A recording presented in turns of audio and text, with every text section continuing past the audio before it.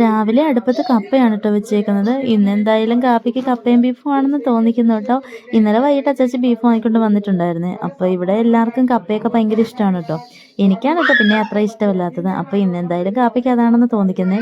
അമ്മ ഉച്ചക്കത്തേക്കിന് സാമ്പാർ വെക്കാനായിട്ട് പച്ചക്കറി അരിയുമായിരുന്നേ. അതിനിടയിൽ എനിക്കിതേ പല്ലൊക്കെ തേച്ചിട്ട് വന്നപ്പോഴത്തേക്കിനും അമ്മ കടുങ്കാപ്പി തന്നു കേട്ടോ. ഞാൻ തന്നെ എടുത്ത് കടുങ്കാപ്പി കുടിക്കാറില്ല കേട്ടോ. ഞാൻ തന്നെ എടുത്ത് കുടിക്കുമ്പോൾ ഒരു ടേസ്റ്റും തോന്നിക്കാറില്ല കേട്ടോ. അതുകൊണ്ട് അമ്മ തരുന്നോടം വരെ അടുക്കളയിൽ ചുറ്റിപ്പറ്റി നിൽക്കും. അമ്മ തന്നെയാണ് കേട്ടോ എപ്പോഴും എടുത്ത് തരാറ്. പിന്നെ ഇതേ അമ്മ നേരെ തൂക്കാനും പെറുക്കാനും ഒക്കെ ആയിട്ട് ഫ്രണ്ടിലേക്ക് ഇറങ്ങി വന്നു കേട്ടോ. ഇതേ മാതാവിൻ്റെ കൊന്ത തീരുന്നതിൻ്റെ റാലിയൊക്കെ ഉണ്ട് ഫ്രണ്ടിൽ കാണുന്ന റോഡിലൂടെ.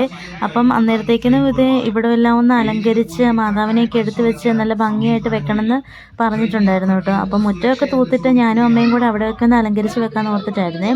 രാവിലെ കപ്പയുടെ കൂടെ കാപ്പിക്ക് പുട്ടും ഉണ്ടായിരുന്നു കേട്ടോ. ഈ നൂൽപുട്ട് പഞ്ചസാര ഇട്ട് കഴിക്കുന്നത് ഭയങ്കര ഇഷ്ടമാണ് കേട്ടോ. അങ്ങനെ ഞാനത് പഞ്ചസാരയൊക്കെ ഇട്ട് കഴിച്ച് ചായയൊക്കെ കുടിച്ചു കേട്ടോ.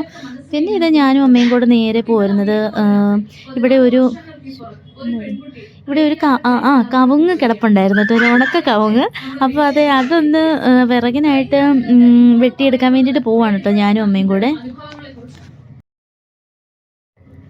അതിൻ്റെ ഇടയിൽ ഞാനും അമ്മയും കൂടെ ഇവിടുന്ന് കുറച്ച് പൂവൊക്കെ പറിച്ച് വെച്ചു കേട്ടോ. കാരണം ഫ്രണ്ടിൽ അലങ്കരിച്ച് വെക്കുമ്പോൾ എന്തെങ്കിലും പൂ വേണമല്ലോ. അതുകൊണ്ട് അത് ഞങ്ങളെടുത്ത് വഴിയിൽ വെച്ചിട്ടാണ് കയറിപ്പോയത്.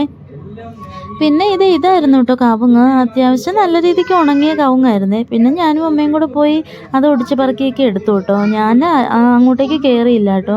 അവിടെ മുഴുവൻ ഈ നൂലിൽ തൂങ്ങി വരുന്ന പുഴു ഉണ്ടായിരുന്നു കേട്ടോ. എനിക്ക് അതിനെ ഭയങ്കര പേടിയാണ് കേട്ടോ.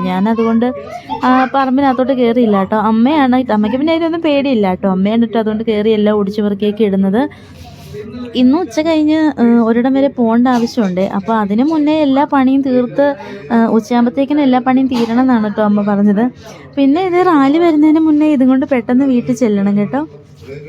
അതിനായിട്ട് ഒടിച്ചു പറക്കിയൊക്കെ എടുക്കുവാണ്. പിന്നെ ഈ സൈഡിൽ നിൽക്കുന്ന പുല്ല് കാണാനൊരു ഭംഗിയുണ്ടെങ്കിലും കൊള്ളുമ്പോൾ കൈയും കാലും ഒക്കെ മുറിയുന്നുണ്ട് കേട്ടോ. ചെറുതായിട്ടൊരു നീറ്റലൊക്കെ തോന്നുന്നുണ്ട് കാലിനും കൈക്കുമൊക്കെ.